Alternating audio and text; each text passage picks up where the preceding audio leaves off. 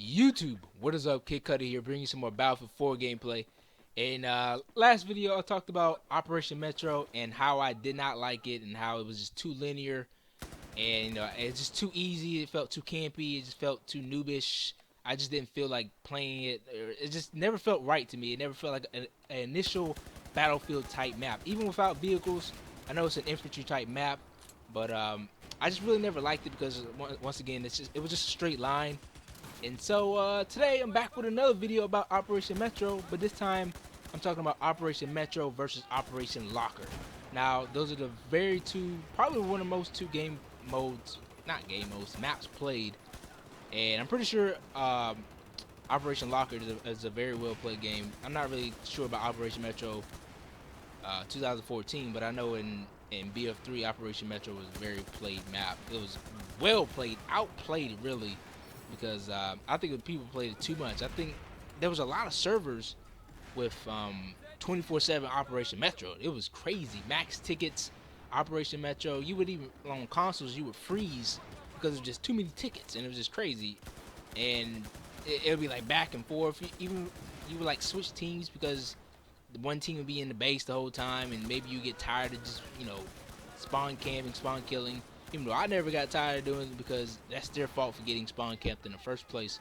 So why not let them pay for it? But yeah. So in this gameplay, what you're seeing is just some Operation Locker gameplay as I'm just owning these people down this little hallway, which is what I'm going to be talking about in this gameplay video or in this commentary.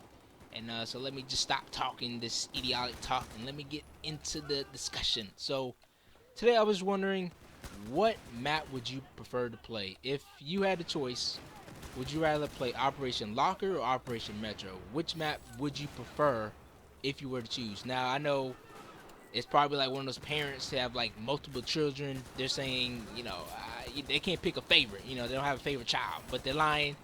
When parents say that stuff, I was about to cuss because it's happened to me.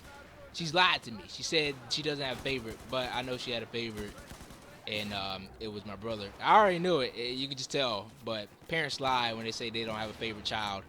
It's a lie. If they're telling you that, it's probably not you. They're probably just throwing something at you to throw you off guard. Don't believe them. They have a favorite child. You better ask them heart to heart. She better put in some, I don't know, truth serum, like inject them with some truth serum. I don't know where you're gonna find that at, but you better find it and inject them because they're lying. But if you had a choice to choose which map would you prefer, Operation Metro, Operation Locker, which would you choose? And in my case, I would choose Operation Locker. The reason for that is the one main reason for Operation Locker, why I would prefer it over Operation Metro, is because in Operation Locker, both teams have the opportunity to run to C, the middle flag. The middle flag, whether it's on Operation Metro or Operation Locker, but on Operation Locker, both teams, if they both started from their home flag, they both have the opportunity to get to this middle flag at the same amount of time. They're pretty much, it's just a sprint pretty much to it. Whoever Usain bolts first to this C flag can pretty much win the game handily. If you're not one of those people that are back taking flags, taking the A flag or taking the E flag for no reason, pretty much if everybody ran into a straight line past E, I'm pretty sure you would just take it in sequence because everybody's just touching it, and through the whole capping base thing. But if everybody ran straight to C, you would win the game, and you can do that on any side. No side has the disadvantage of getting to the middle flag first. Unlike Operation Metro, I'm just gonna call it Metro when I'm talking because it's like syllables just taken away from me. I'm getting gas from just talking. So on Metro, the Russians get to the middle flag first. Even if you ever play, if you ever play Metro and you're on the U.S. side, you've always noticed once you're pretty much taking your home flag, the Russians already have their home flag. The way it is the Russians are so close to their home flag is that they take it. And they're even closer to the middle flag as well. Like they have the advantage on who gets the flag first. And pretty much whoever gets that flag first, on any map really, if it's a straight line map, whoever gets that middle flag pretty much will have a good chance of winning. I don't want to say it's automatic because this team right here that we were playing in this gameplay that you're seeing, and I'm using the M240 Bravo, which is a beast. I think the B stands for beast. That's what it stands for. And or I don't know, whatever B word you could think of. Uh, I don't know what word. Boom. I don't know. That wouldn't make sense. But yeah. So Operation Metro, both sides. It's just unequal. The Russians get to it first, and yeah, I just really don't like that. And usually when you're playing Operation Metro, and I said Metro, I didn't say Metro, but on Metro, they get to it first, and the Russians usually win 9 times out of 10. I would say 99% of the time the Russians win on Operation Metro. Unless you have a solid team with everybody having their mics in and everybody's willing to win, and not even worry about their KD. They're worrying about the objective and winning the game, which is supposed to be played. Like, I hate losing. So with my team, when there's 31 other guys who are not doing what I'm doing, it gets me frustrated when I have to try to do everything for the whole team.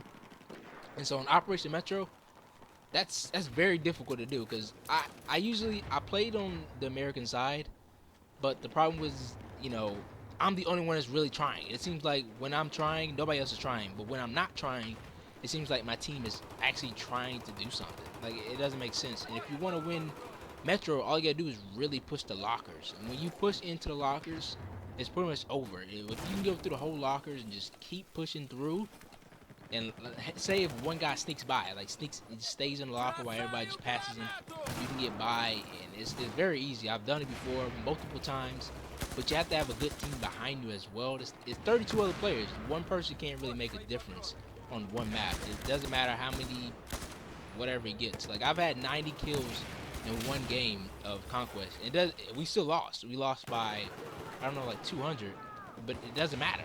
If you don't have flags, if you don't have, I can't take every flag by myself. There's like 7 flags in this Conquest Large sometimes, and you can't cover every flag. I'm only one person. And even with mics or whatever, just you have to have a team that's behind you 100% who are really wanting to win. And if you don't have that, then you're not gonna win. So just Metro is very unbalanced in that way. If you don't have people who really want to win, it's not gonna happen.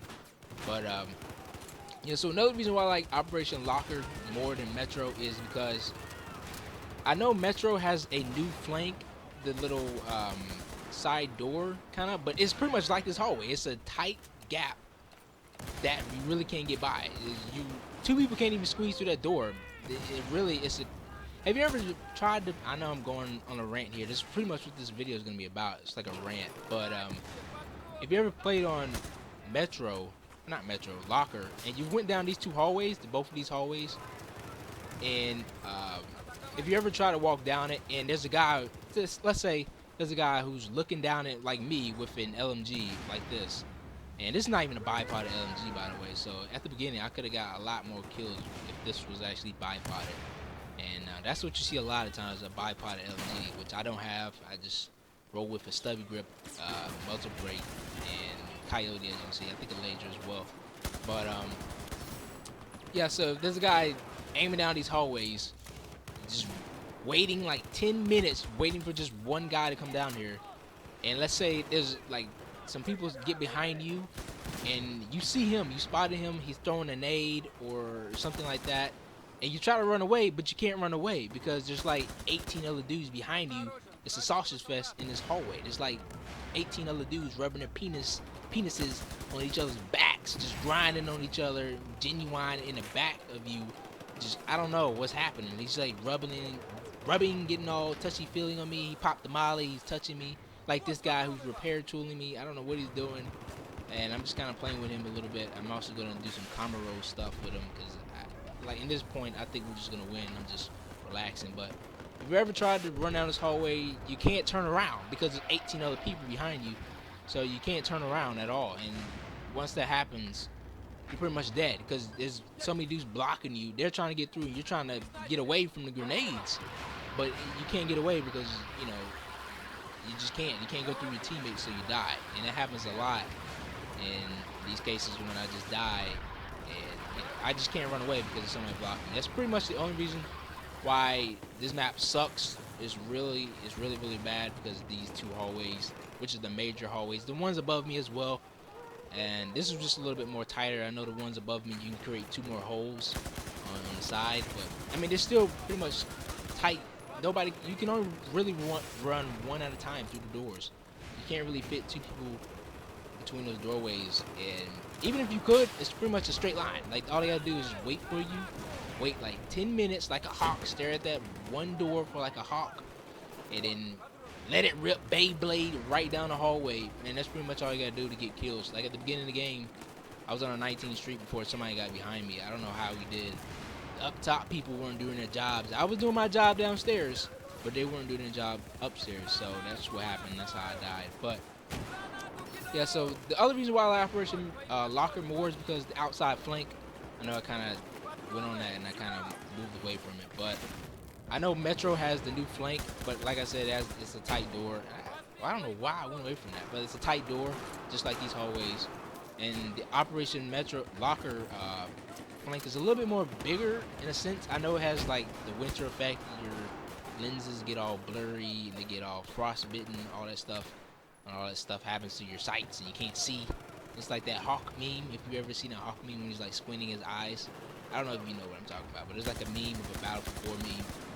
And like it's a hawk staring outside. Usually just look it up. But yeah, so I know it doesn't seem like a good flank, but it's more room to run than Operation Metro. And this map is bigger than Operation Metro. I don't really know how to describe it, but like the flags that you can move around the flags more. Operation Metro, really the only place you can really move around is B. But if somebody has that B base, B flag, then you can't really move around. And if you're ever playing Operation Metro, people are usually just camping.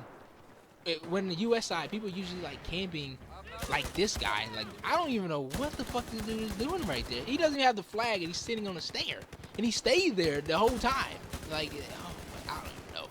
But people are usually just LMG camping on the US side. They're not even attempting to move up, and that map really creates campiness all around. I know some people said about no explosion servers. Like again, the explosions in this game really make this game, maps like these straight line maps, Metro and Locker, very bad, and they just really make them OP in a way. I guess Operation Metro, OP Metro, clusterfuck, really, that's what it is. And these grenades really make it a pain in the ass to play. And I know that you can make servers that don't have explosions, but I play on consoles and we don't have private servers. So before you put that in the comments, I don't have the opportunity to do that. If I did, I would play it. But if I were to choose, like I said, I'd rather choose Operation Metro. Oh my God, Locker. I hate them both. I hate them both, but I would rather play Operation Locker if I had the opportunity. It's just a lot more things to do, a lot more movement that you can do, and it just feels more freely, and that's really why I like it more. But let me know what you think. Let me know if you prefer Operation Metro. If you had to choose, if your life depended on it, if you had to play that game for the rest of your BF4 life, which one would you play, Operation Metro or Operation Locker? If it were me, like I said, I would play Locker, without a doubt. Like, I hate them both, but I would rather play this. I think there's just a lot more opportunity to play on this map. I know the straight hallways are a bitch to get down, but the real main thing, like I said in the beginning, both teams have the opportunity to get the middle flag. If you don't want to camp, if you want to get the job done, run to the middle flag. Don't worry about the other two flags. Go straight to the middle flag, and then you can camp all you want, really. But on Metro, even if you run straight to the middle flag, you still won't win. I mean, you still won't win the foot race to the middle flag. Even if you did not stop on the US side, the Russians will still beat you no matter what. They can walk and probably get to B before you ran and get to B. That's how bad it is for the spawn point in the US, because you just spawn so far. But let me know what you think. I know it's kind of a rant, 14 minutes long. I can keep going on why I probably hate it more. It just, like I said, it's just a straight line. It feels so newbie.